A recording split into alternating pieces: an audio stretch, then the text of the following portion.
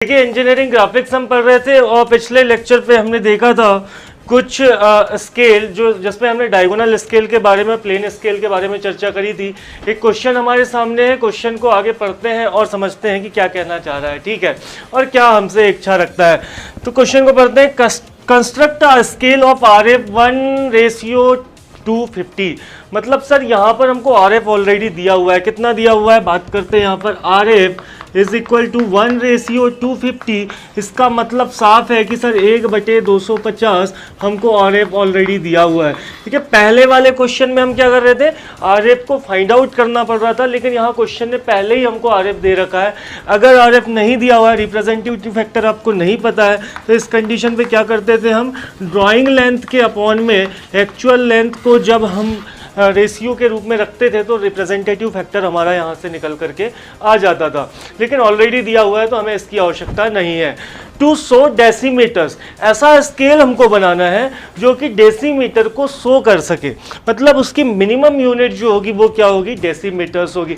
And long enough to measure up to, बच्चा बड़े ध्यान से समझना, long enough to measure up to, जब भी ये वर्ड आता है, जब भी ये शब्द आता है, सर ने आपको बड़े ही प्यार से ये बताया हुआ था कि सर ये होती है maximum length to be measure. क्या होती है, maximum length to be measure, या मैक्सिमम लेंथ ऑफ स्केल जिसको हम कहते हैं। तो ये है मैक्सिमम लेंथ ऑफ स्केल, या फिर इसको सिर्फ और सिर्फ length of scale, maximum length of scale हम कहेंगे। क्या कहेंगे, 30 मीटर हमको दी हुई है सर। 30 मीटर जब दी हुई है तो अब हमें निकालना है क्या, length of scale, short form में LOS। तो सर आपने हमें पहले बताया हुआ था RF इनटू, अगर मैं मैक्सिमम लेंथ ऑफ स्केल कर दूं तो क्या निकल करके आता था, हमारा लेंथ ऑफ स्केल निकल के आता था। लेंथ ऑफ स्केल अब क्या हो जाएगा, RF आपको दिया हुआ है 1/250 into maximum length of scale कितनी है, long enough to measure up to, word का मतलब ही ये है maximum length of scale 30 metre. Sir यहाँ 30 मीटर कर देते हैं, चूंकि हमें अब इसको सेंटीमीटर पे बनाना है तो हम क्या करेंगे, मीटर को सेंटीमीटर में चेंज करते हैं। तो 1 मीटर में 100 सेंटीमीटर। सर मीटर को हमने यहाँ से कैंसिल कर दिया, 0 से 0 कैंसिल हो जाएगा। यहाँ चलते हैं, चलिए 5 का पहाड़ा 6 बार पढ़ें, 5 6 30 एंड 5 5 25। यहाँ से चलते हैं 5 2 10। तो सर 6 और 2 कितना आ गया, 12 सेंटीमीटर। मतलब लेंथ ऑफ स्केल क्या निकल करके आई हमारी, 12 सेंटीमीटर। ये सारा डाटा मैं यहाँ पर लिख देता हूँ, ठीक है। देखिए RF हमको दिया हुआ है, यहाँ सॉल्यूशन है, RF आपको दिया हुआ है 1/250, maximum length to be measured, length of scale ये दी हुई है 30 मीटर, और लेंथ ऑफ स्केल हम निकाल करके लाए 12 सेंटीमीटर।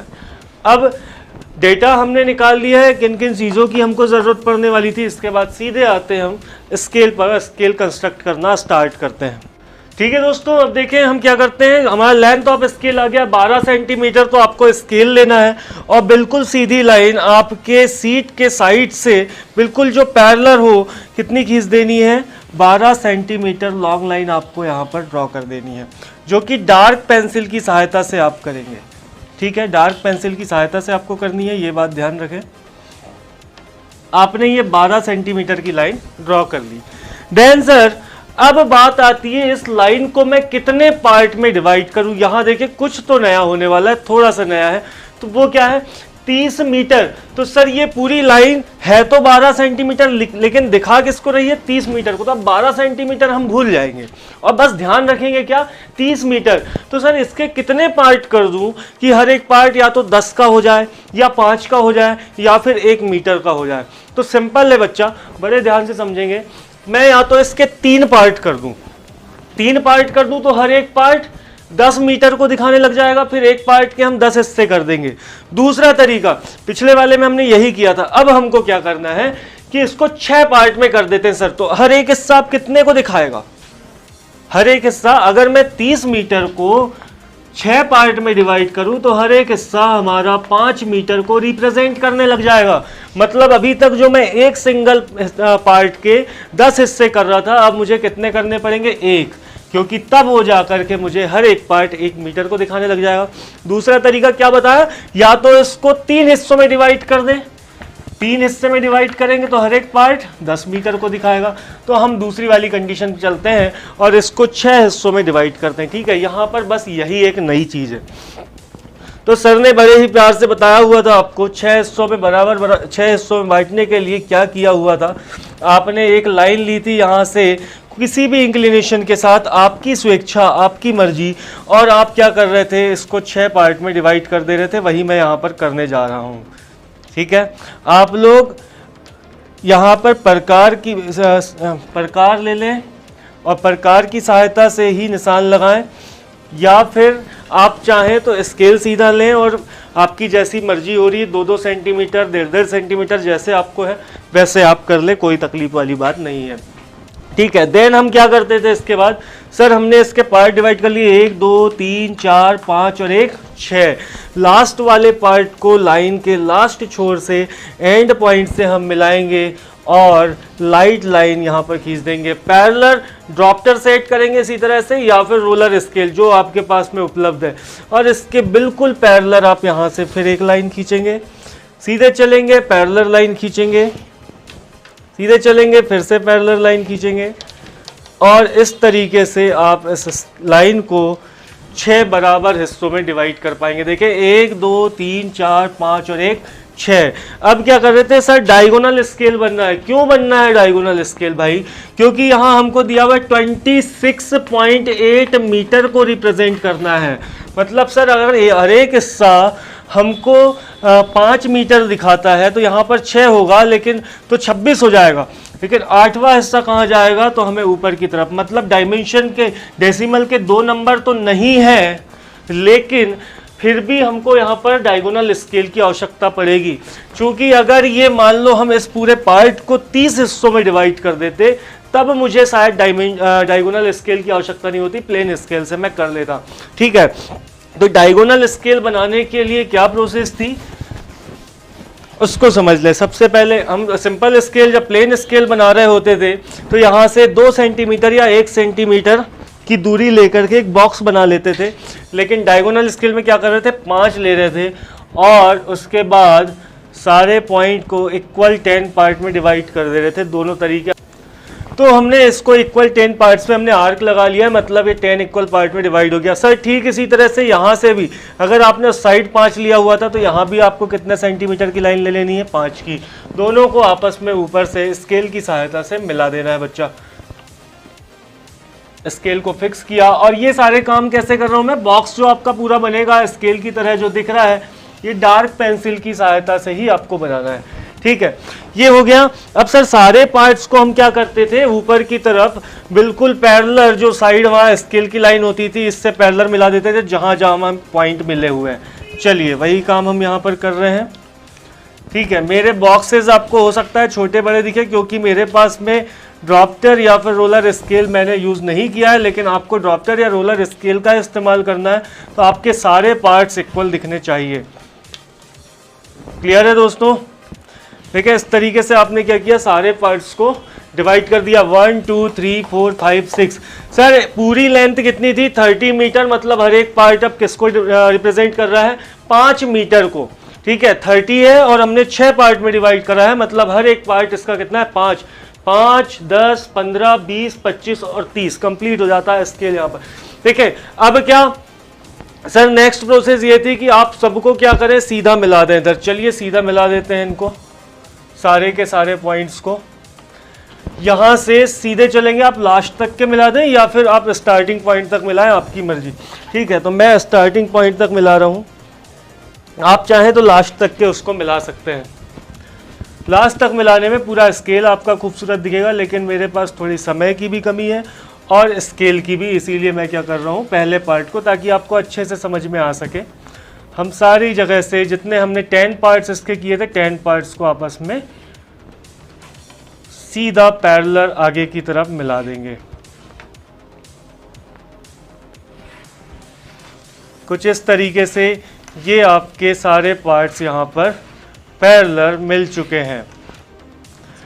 तो नेक्स्ट स्टेप में हम पहुंचते हैं। तो नेक्स्ट स्टेप ये होता है, सर कितना रिप्रेजेंट कर रहा है एक पार्ट? 5 मीटर को। तो अब हर एक पार्ट 1 मीटर को रिप्रेजेंट करे, इसीलिए मैं क्या करता हूं, इसको 5 इक्वल पार्ट में डिवाइड कर देता हूं। बच्चा क्या करता हूं, 5 इक्वल पार्ट में यहां से इसको डिवाइड हम कर देंगे। ठीक है, तो 5 इक्वल पार्ट के लिए सेम प्रोसेस। सर हम क्या कर रहे हैं, एक लाइन ले रहे हैं अपनी मर्जी के हिसाब से, कितनी भी बड़ी हो जो। चलिए, जो प्रोसेस हमने पहले नहीं करी वो फिर से दोहरा लें। इसको इक्वल पार्ट में डिवाइड करना है 5, तो मैं करूँगा आर्क लगाऊंगा यहाँ पर 1 2 3 4 और ये 5वां पार्ट। 5 पार्ट हो गए आपके। अब आपने किया लास्ट पार्ट को, सर लास्ट वाली लाइन से जैसे हम मिलाते थे ठीक उसी तरह से मिला देते हैं। चलिए आगे पैरेलल चलेंगे, इस तरीके से मिला देंगे। सभी को पता है, बार बार नहीं दोहराया जाएगा। जिसको भी कंफ्यूजन है बेटा पिछले लेक्चर पे जाए, आराम से आप पढ़ें, आपको सारी चीज़ें समझ में आने लग जाएंगी। देन सर हमारा काम क्या है, डायगोनल स्केल में हम क्या करते थे, लास्ट वाला जो पॉइंट हमारा आ रहा होता था इस फर्स्ट कॉर्नर से यहाँ से मिला देते थे। क्यों मिलाते थे ये हम समझ चुके थे, जिसको समझ में नहीं आया एक बार फिर से अभी समझेंगे। ठीक है, ये सारे काम आपको लाइट पेंसिल की सहायता से करना है और ये पैरेलल हम मिलाते हुए लास्ट तक चले जाएंगे। ये हमने मिला दिया। अब हमको समझ में आया कि सर क्यों किया था, क्योंकि ये 1 मीटर को रिप्रेजेंट कर रहा है। तो पहला हिस्सा 1 डेसिमल को करेगा, डेसीमीटर को करेगा, 2 3 4 5 6 7 8 9 और ये लास्ट वाला 10वां हिस्सा 10 डेसीमीटर को रिप्रेजेंट करेगा। और सभी को पता है 10 डेसीमीटर मतलब 1 मीटर। मतलब यहाँ हो गया 1-1 मीटर, ये हो गया 5 मीटर, ये हो गया 1-1 मीटर और ये छोटे छोटे जो पार्ट हैं यहाँ से स्टार्ट करते हैं 1 2 3 4 5 6 7 8 9 और 10 डेसीमीटर तक पहुँच जाएंगे। ठीक है बच्चा, अब आगे बढ़ते हैं, नेमिंग की बारी है। नेमिंग कर दें। तो सबको पता है यहाँ हमको 0 देनी है, 1 देनी है, 2 देनी है। अब देखें 0 5 कर रहा था, यहाँ देंगे हम 5, ये हो जाएगा 15 20 10 15 20 और 25। सर 30 बोल रहे थे, 25 क्यों? क्योंकि बच्चा 5 बच्चा भी तो है, तो ये 5 मिला करके आपका 30 हो जाएगा। ठीक है, यहाँ से नेमिंग करना स्टार्ट करें तो 1 2 3 4 एंड 5, यहाँ से नेमिंग स्टार्ट करते हैं। तो ये हो जाता है आपका, ये 0 है तो ये हो जाएगा 1 2 3 4 5 6 7 8 9 और लास्ट में क्या आ गया आपका 10। इसके बाद हम अब देखेंगे कि डायमेंशन सबको क्या शो करने थे, क्या डिस्टेंस यहाँ पर मार्क करनी थी, उसकी तरफ आगे बढ़ते हैं। तो अब हमको दिखानी है डिस्टेंस कितनी, 26.8 मीटर। तो 26 के लिए सर 0 से 25 तो ये हो गया, एक यहाँ आ जाएंगे 26 6 और फिर उसके बाद में 0.8 तो 1 2 3 4 5 6 7 8 पे पहुंचेंगे। तो हाँ 26.8 कैसे आता है देखेंगे, समझने की कोशिश करेंगे। लास्ट पॉइंट पर सर एक आर्क इस तरीके से सीधी लाइन खींच देंगे और यहाँ से चलते हैं और अब समझते हैं कि पॉइंट हमारा कहाँ है। तो 25 तो यहाँ हो गया, 26 अब 0.8 मतलब बात क्या है, 26 मीटर हो सर और 8 क्या हो, डेसीमीटर हो, 8 क्या हो, डेसीमीटर हो। चलिए ये नेमिंग अपन मार्किंग शो करने से पहले ये समझ लेते हैं कौन सा स्केल हमको क्या, कौन सी डिस्टेंस दिखा रहा है, कौन सी यूनिट को शो करता है। तो कुछ इस तरीके से हम यहाँ से लाइन खींचते थे पैरेलल टू हमारे स्केल और यहाँ से फिर से सेम डिस्टेंस पर पैरेलल लाइन खींच देते थे। ठीक उसी तरह से इस साइड भी हम यही काम करते थे। ठीक है, 0.5 की डिस्टेंस लेना है आपको, बहुत ही अच्छा और सुंदर दिखाई देता है। सर ये दिखा रहा है मीटर को, किसको दिखा रहा है, मीटर को। तो यहाँ हम लिख देंगे क्या, मीटर, लेकिन कितना मीटर, 5 मीटर। तो हम यहाँ लिख देंगे 5 मीटर को रिप्रेजेंट करता है ये वाला स्केल। ये छोटा वाला किसको करता है, मीटर को ही करता है सर ये भी। तो यहाँ लिख देंगे मीटर कितना, 1 मीटर को करता है। 1 लिखने की आवश्यकता नहीं है, लेकिन आप मीटर सिर्फ लिख दें या 1 लिख दें चलेगा, कोई दिक्कत नहीं। बीच में हम आरएफ लिखते थे हमेशा, आरएफ हमें दिया हुआ है 1:250। तो इसको भी हम बेहतरीन तरीके से यहाँ पर 250 इस तरीके से लिख देंगे। ठीक है, ये किसको रिप्रेजेंट कर रहा है? डेसीमीटर को। सर ये कर रहा है डेसीमीटर, ये 1 मीटर है। अब ये जो स्केल है हमारा, छोटे छोटे से पार्ट बन रहे हैं, ये कर रहे हैं डेसीमीटर को, तो हम यहाँ पर लिख देंगे क्या? डेसीमीटर। चलिए डेसीमीटर लिख देते हैं।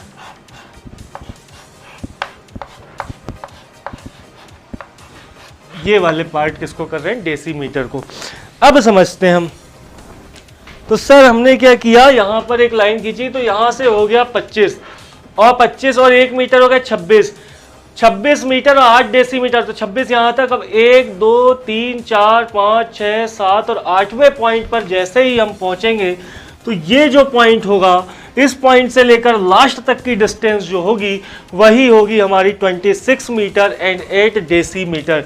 तो हम क्या करते हैं, यहाँ से बिल्कुल पैरेलल एक लाइन खींच देते हैं। यही काम करते थे बच्चों।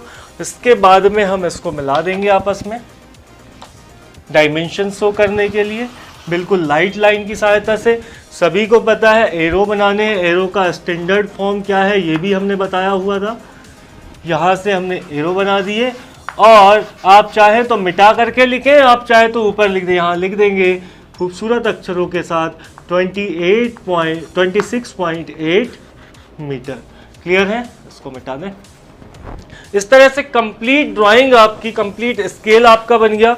जो क्वेश्चन ने आपको कहा था वो आपने यहाँ पर रूबरू उतार दिया है और क्वेश्चन की इच्छा को पूरा कर दिया। आई होप सारे बच्चों को बहुत अच्छे से क्लियर हुआ होगा कि हमने इसके 6 पार्ट क्यों किए हैं। ठीक है, जहाँ भी आपको कन्फ्यूज़न है या पिछले क्वेश्चंस में कन्फ्यूज़न है जो नहीं बन रहे, चैट सेक्शन आपको दिया हुआ है, चैट सेक्शन पे जाएं, आप अपने सवाल वहाँ से करें। हम आपके सभी सवालों का जवाब और उनकी ड्राइंग बना करके आप तक प्रस्तुत करने की पूरी कोशिश करेंगे। धन्यवाद दोस्तों, मिलते हैं अगले लेक्चर पे।